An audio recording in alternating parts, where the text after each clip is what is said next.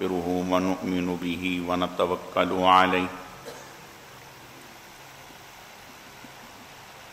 ونعوذ بالله من شرور أنفسنا ومن سيئات أعمالنا من يهده الله فلا مضل له ومن يضلله فلا هادي له ونشهد أن لا إله إلا الله وحده لا شريك له ولا نظير له ولا مثل له ولا مثال له ونشهد أن سيدنا وسندنا وشفيعنا ومرشدنا ومولانا وملجانا محمد وبارك وسلم وصلي عليه. أعوذ بالله من الشيطان الرجيم. بسم الله الرحمن الرحيم. قل أطيعوا الله والرسول فإن تولوا فإن الله لا يحب الكافرين. وقال تعالى: لقد كان لكم في رسول الله أسوة حسنة لمن كان يرجو الله واليوم الآخر وذكر الله كثيرا. صدق الله مولانا العظيم وبلغنا رسوله النبي الكريم ونحن على ذلك لمن الشاهدين والشاكرين والحمد لله رب العالمين. يا رب صل وسلم دائما أبدا على حبيبك خير الخلق كلهم. گرامی قدر معزز حاضرین، میرے واجب الاحترام بزرگوں اور عزیز نوجوان ساتھیوں، میں نے آپ کے سامنے قرآن مجید فرقان حمید میں سے 2 آیت کریمہ تلاوت کی ہیں. رب ذوالجلال سے دعا ہے کہ وہ ذات بزرگ و برتر مجھے اس کی روشنی میں صحیح کہنے کی اور سمجھانے کی توفیق عطا فرمائے. پھر اللہ رب العزت کی ذات اس مختصر وقت میں جو کچھ کہا سنا جائے، اس کہنے سننے کو محض اپنی رضا کے لیے اپنی بارگاہ میں قبول و منظور فرمائے. ہم سب کی نجات اور ہدایت کا، مغفرت کا ذریعہ اور سبب بنائے. میری آج کی مختصر گزارشات کا موضوع اور عنوان استقبال رمضان ہے. یہ عنوان ہے، اسی سے متعلق چند باتیں عرض کرنی ہیں. اللہ رب العزت صحیح کہنے کی، سمجھانے کی، سمجھنے کی، عمل کرنے کی توفیق عطا فرمائے.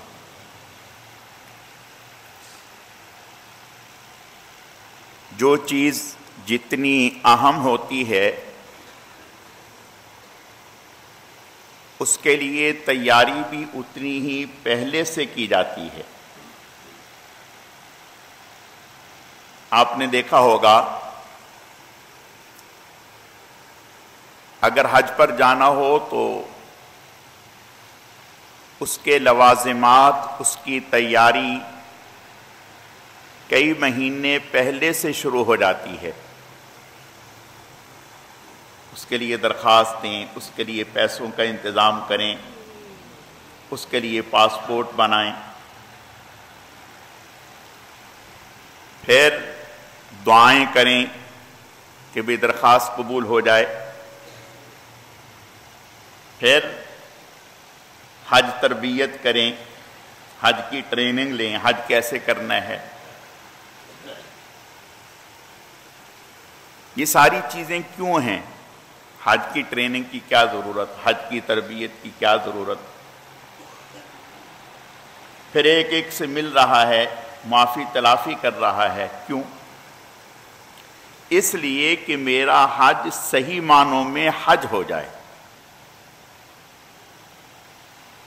ایسا نہ ہو کہ محنت بھی ہو، پیسہ بھی ہو، مشقت بھی ہو، لیکن حج کے جو ثمرات ہیں اور برکات ہیں وہ مجھے حاصل نہ ہو سکیں. تو حج کی کما حقہ برکات، ثمرات،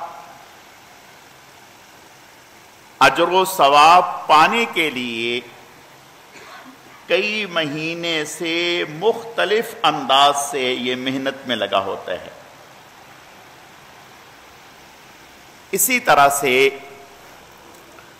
رمضان المبارک کا مہینہ ہے۔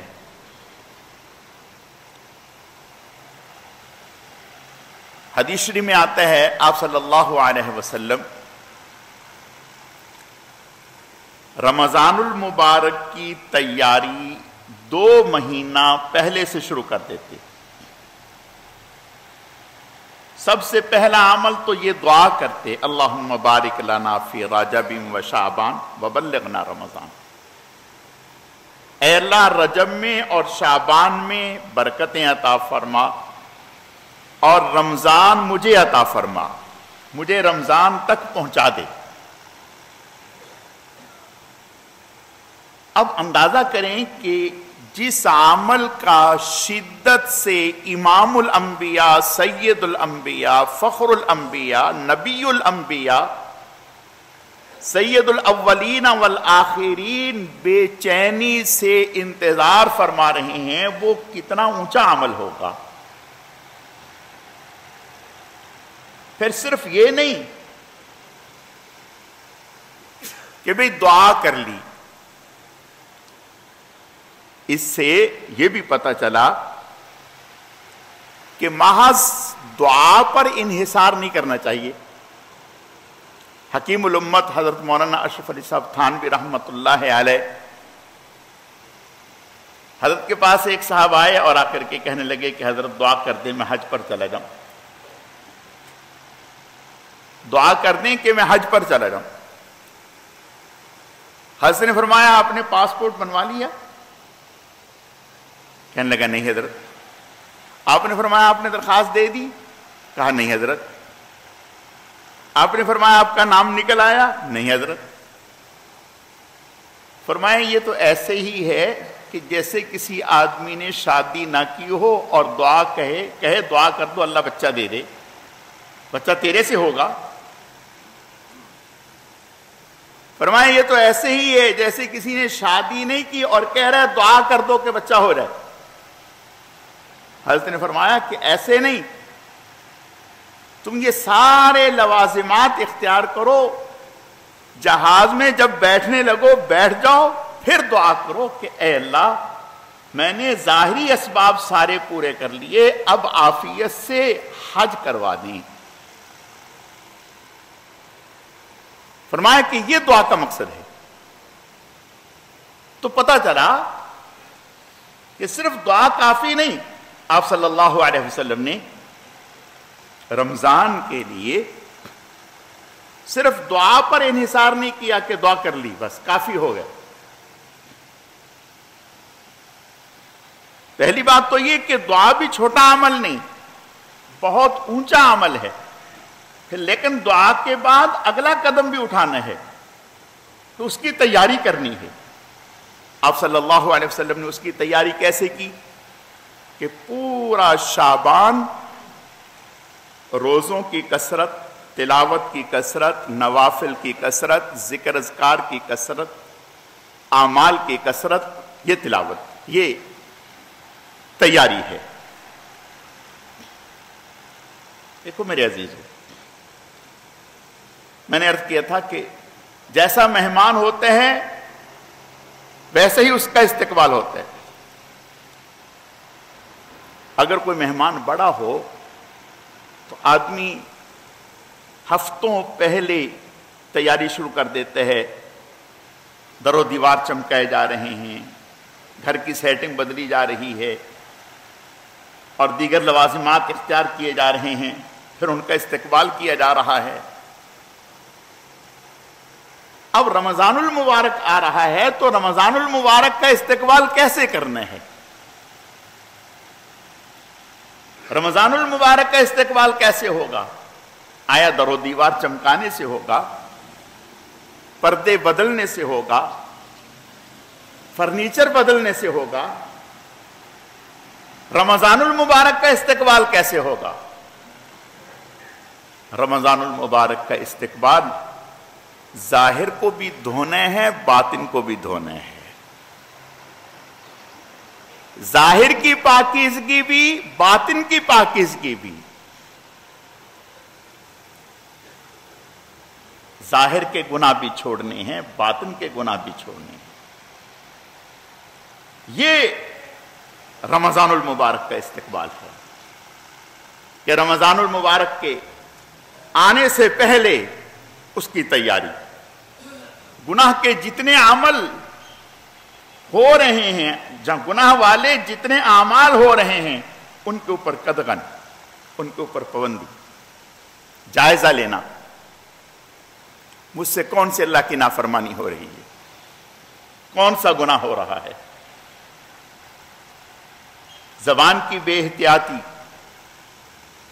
زبان سے گالی نکل رہی ہے، زبان سے غیبت نکل رہی ہے، زبان سے جھوٹ نکل رہا ہے، زبان سے دوسرے کو ایذا پہنچ رہی ہے۔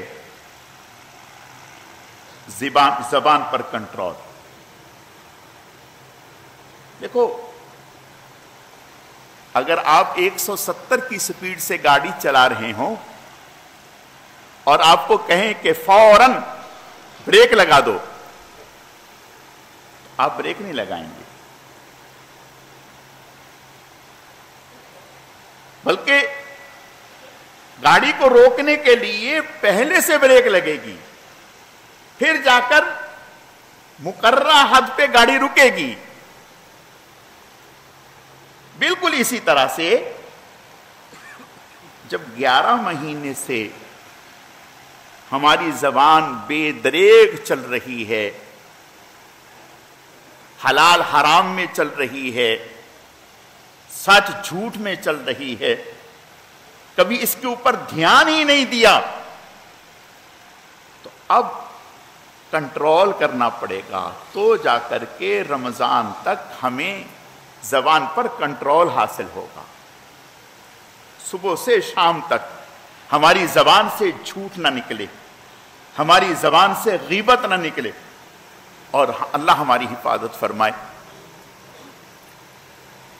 بعض گناہ ایسے ہیں کہ جنہیں ہم گناہ سمجھتے نہیں۔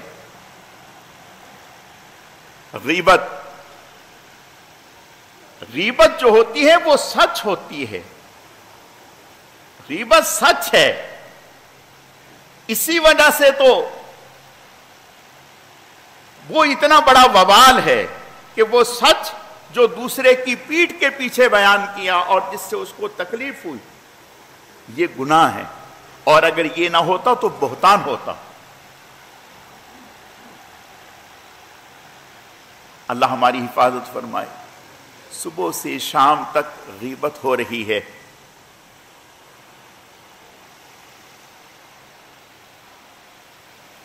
صبح سے شام تک غیبت ہو رہی ہے، اور پرواہ نہیں۔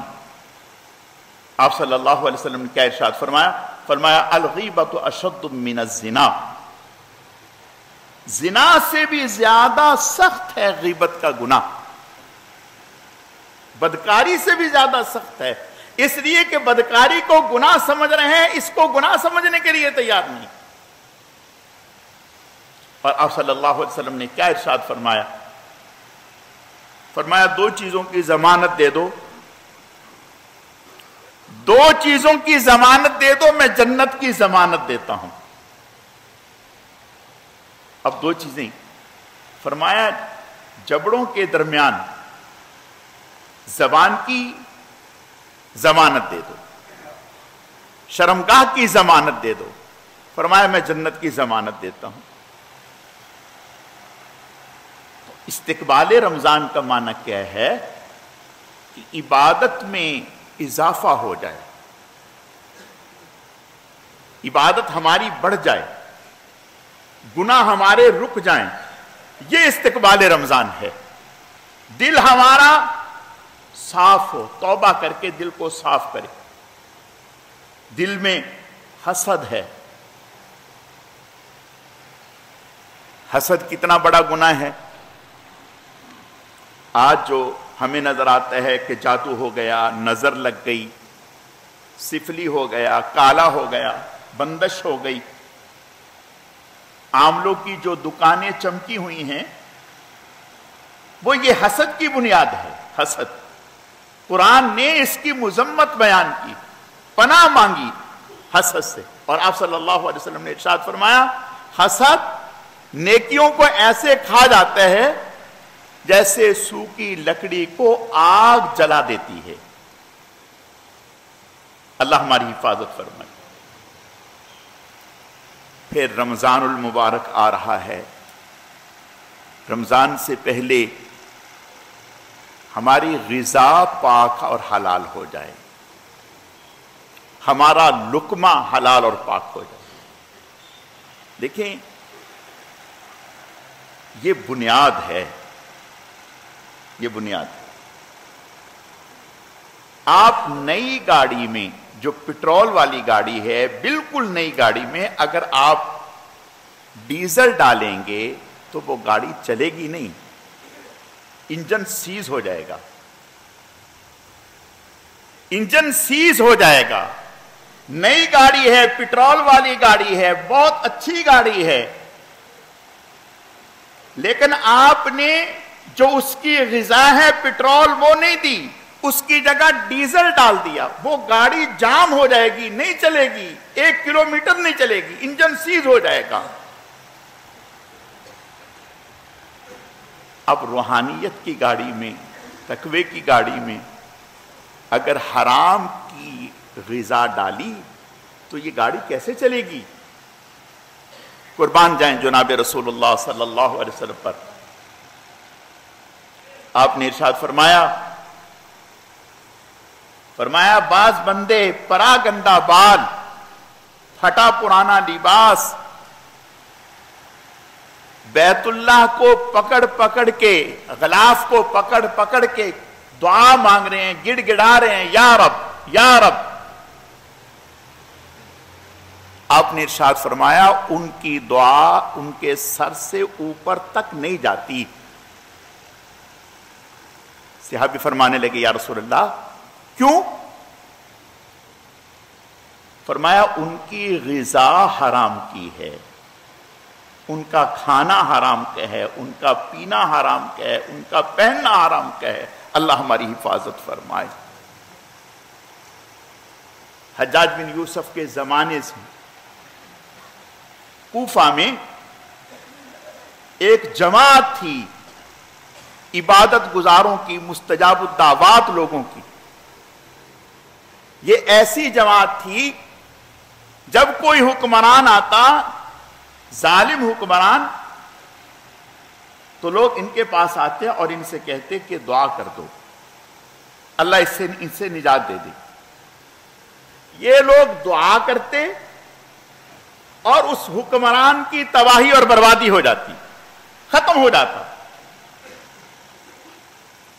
جب حجاج بن یوسف آیا تو کسی نے اس سے کہا کہ بھائی یہ جو عابدین کی ایک جماعت ہے، اس سے کیسے بچو گے؟ ان کے بارے میں تو یہ مشہور ہے اور کتابوں میں ہے کہ یہ جس کے بارے میں بددعا کرتے ہیں تو اس کی ایسی تیسی ہو جاتی ہے۔ حجاج نے کہا فکر نہ کریں، میں ان کا علاج کر لیتا ہوں۔ حجاج نے ان سب کو بلا لیا دعوت پر اور خوب دعوت کھلائی۔ جب دعوت کھلا کے فارغ کر دیا تو حجاج کہنے لگا میں ان کی بددعا سے محفوظ ہو گیا، میں ان کی بددعا سے محفوظ ہو گیا۔ لوگوں نے کہا کیسے محفوظ ہو گئے؟ کہنے لگا میں نے ان کے پیٹ میں حرام اتار دیا، میں نے ان کے پیٹ میں حرام اتار دیا، اب حرام کھانے کی وجہ سے ان کی دعا سر سے اوپر نہیں جائے گی۔ تو پتہ چلا کہ روزے کی برکات بہت ہیں، تراویح کی برکات بہت ہیں، رمضان المبارک کی برکات بہت ہیں۔ رمضان المبارک کوئی عام نعمت ہے؟ یہ وہ دولت ہے، یہ وہ عظیم مبارک مہینے ہے جس کے دامن میں اللہ نے بخشش ہی بخشش رکھی ہے، جہنم سے خلاصی رکھی ہے، جس کے دامن میں اللہ نے قرآن رکھا ہے، جس کے دامن میں اللہ نے زبور رکھی ہے، انجیل رکھی ہے، تورات رکھی ہے، جس کے دامن میں اللہ نے اپنی رضا رکھی ہے، جس کے دامن میں اللہ نے سفارش رکھی ہے. یہ عظیم مہینہ، لیکن اللہ ہماری حفاظت فرمائے، اگر ہماری غذا ٹھیک نہیں تو میرے پیارو رمضان کی برکتیں حاصل نہیں ہوں گی.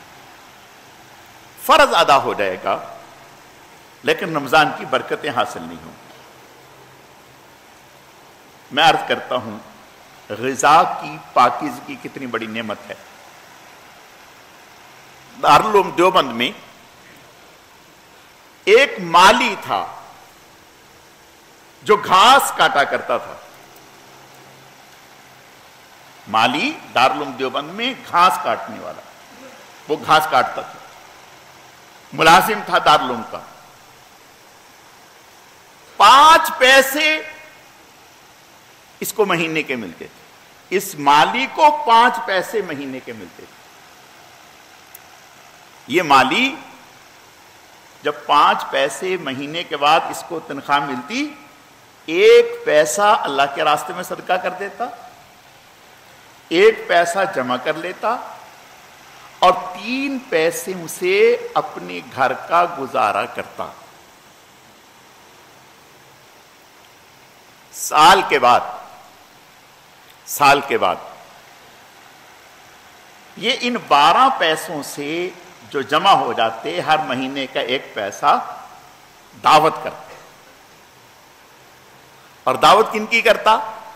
دارالعلوم دیوبند میں جو اساتذہ ہوتے ان کی دعوت کرتا. ان اساتذہ میں شیخ الہند یہ ہوتے، سید حسین احمد مدنی رحمت اللہ علیہ یہ ہوتے، مفتی پاکستان مفتی محمد شفیع اور بڑے بڑے حضرات ہوتے. جتنے دارالعلوم کے اساتذہ ہیں وہ ہوتے، اور یہ دعوت کرتا 12 پیسوں سے. اساتذہ کا کہنا یہ ہے کہ اس کی دعوت کھانے کے بعد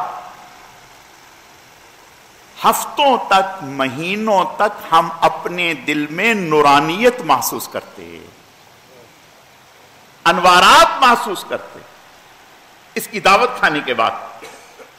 یعنی ہمارے دل کی کیفیت ہی بدلی ہوئی ہوتی، طبیعت نیکی میں، تقوی میں خوب چلتی، دعاؤں میں خوب چلتی، اور ہمیں مہینوں پہلے سے اس کی دعوت کا انتظار رہتا.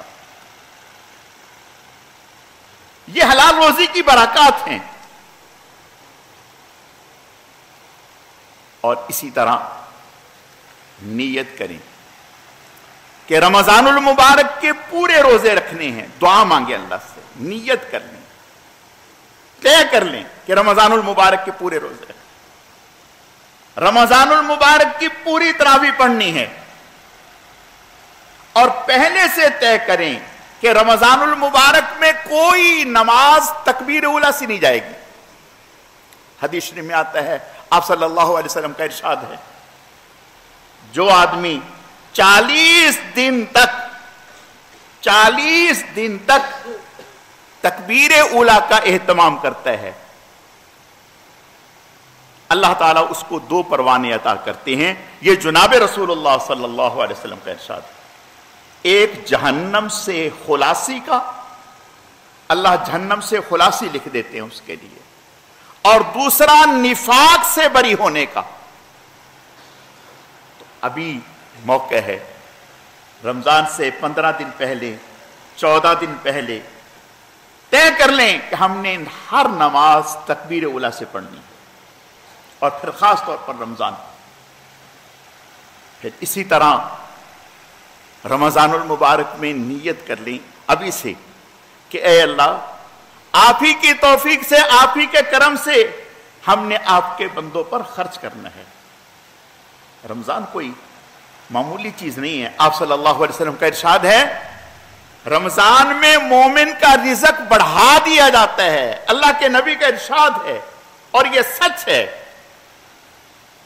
تو دعا کریں کہ اے اللہ آپ جسمانی رزق بھی بڑھاتے ہیں، میرا روحانی رزق بھی بڑھا دیں کہ میری طبیعت تقوی میں، للہیت میں، دعاؤں میں، تلاوت میں، ذکر میں، استغفار میں خوب چلنے لگ جائے۔ اے اللہ میرا روحانی رزق بھی بڑھا دیں، اور نیت کر لیں کہ ہم رمضان المبارک میں اللہ کے بندوں پر خرچ کریں گے۔ دیکھیں ہمارے پاس لے دے کے خرچ کرنے کے لیے زکوٰۃ ہی رہ جاتی ہے۔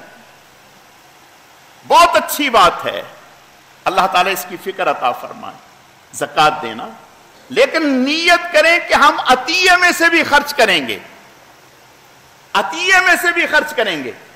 عظیم محدث حضرت سفیان ثوری رحمت اللہ علیہ، بہت بڑے محدث تھے،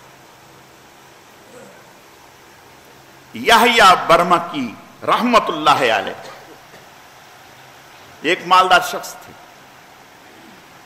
انہوں نے اپنا ذمے میں لیا ہوا تھا، ہر مہینے 1000 درہم ان کے اوپر خرچ کیا کرتے تھے، ہر مہینے 1000 درہم انہیں دے دیا کرتے تھے، اور یہ ان کے لیے خوب دعائیں کرتے۔ اللہ کا کرنا یحییٰ برمکی رحمت اللہ علیہ، ان کا انتقال ہوا۔ جب انتقال ہوا تو خواب میں کسی کو ملے، پوچھا کیا ہوا؟ کیا ہوا؟ کہا سفیان ثوری کی دعاؤں کی برکت سے اللہ نے میری مغفرت کر دی۔ اور سفیان ثوری کیا کہتے؟ کہتے اے اللہ انہوں نے مجھے دنیا سے بے فکر کر دیا، تو اسے آخرت سے بے فکر کر دے۔ اس نے میری دنیا کا انتظام کر دیا، تو اس کی آخرت کا انتظام کر دے۔ نیت کر لیں کہ رمضان المبارک میں اپنے عزیز رشتہ داروں میں، غریبوں میں، بہن بھائیوں میں، پڑوسیوں میں انشاءاللہ تعالی ہم ان کے روزوں کے رکھنے کا انتظام کریں گے۔ دیکھو میرے پیارو، اللہ نہ کرے آج لاکھوں روپے ادھر سے ادھر ہو گیا، کیا کر لیں گے؟ کوئی آفت آ گئی، کیا کر لیں گے؟ اپنے ہاتھ سے دیا ہوا یہی اللہ کی نعمت ہے، نیت کر لیں، اور اس نیت پر اجر مل گیا۔ اگر اللہ نے کرنے کی توفیق بھی دے دی تو بہت اونچا عمل ہے، نہیں تو اجر مل گیا۔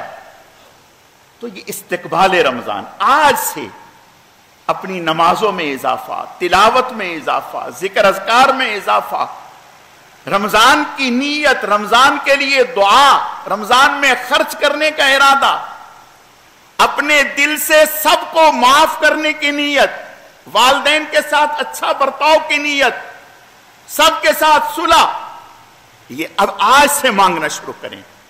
جب انشاءاللہ ابھی سے مانگیں گے تو رمضان کے آنے تک رب کریم ہمیں پوری روحانی تیاری عطا کر دیں گے۔ پھر جب رمضان المبارک میں ہم داخل ہوں گے تو انشاءاللہ آپ دیکھیں گے کہ رمضان المبارک کی کیا برکات اللہ ہمیں نصیب فرماتے ہیں۔ اللہ رب العزت سمجھنے کی، عمل کرنے کی توفیق عطا فرمائے۔